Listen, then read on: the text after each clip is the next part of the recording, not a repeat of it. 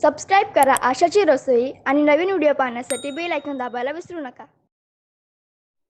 नमस्कार, आशाच्या रसोईमध्ये आपलं सर्वांचं खूप खूप स्वागत आहे।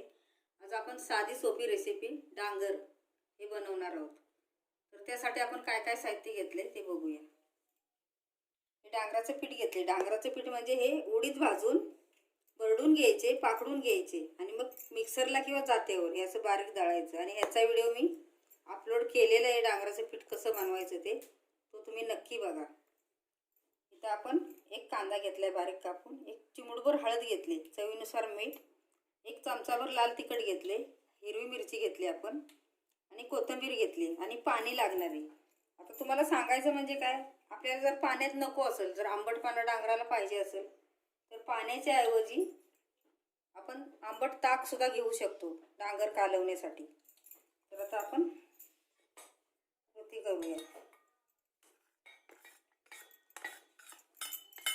एकदम साधी सोपी आणि पौष्टिक रेसिपी आहे ही आवर्जून करावी आणि खावावी। थंडीच्या दिवसात अतिशय चांगली असते ती। कांदा घ्यायचा आहे आपल्याला, त्याच्यामध्येच ही एक आपली टिपच झाली। ताकामध्ये जरी कालवलं तरी पण चालतं।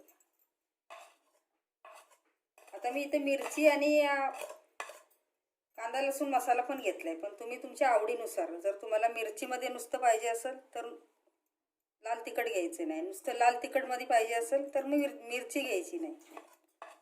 आपल्या आवडीनुसार आपण बनवू शकतो। कोथिंबीर टाकायची। मिरच्या मी 2 घेतल्यात बारीक कापून। जास्त तिखट पाहिजे असेल तर वाढवायची, लाल तिखट किंवा मिरची। आता ह्याच्यामध्ये आपल्याला थोडं थोडं पाणी ॲड करायचं आहे। छान असं कालवून घ्यायचं चमच्याने। जास्त घट्ट पण ठेवायचं नाही। डांगर थोडंसं सरसरीत असेल तर चांगलं लागतं। लागेल तसं पाणी टाकायचं आपल्याला। आता मस्तपैकी आपण हलवून घेऊया। आता हे डांगर बघा, आपल्याला असं सरसरीत करून घ्यायचं।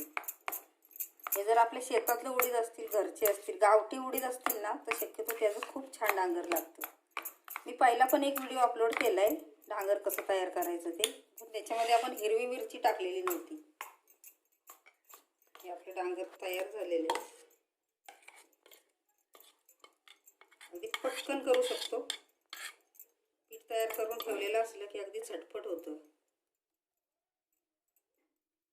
तर आपलं हे डांगर तयार आहे खाण्यासाठी। हे डांगर तुम्ही नाचण्याच्या भाकरीबरोबर किंवा ज्वारीच्या भाकरीबरोबर खायला अतिशय उत्तम लागतं। तर नक्की तुम्ही असंच करून बघा आणि कसं झालं ते नक्की मला कळवा। व्हिडिओ लाईक शेअर जरूर करा। धन्यवाद।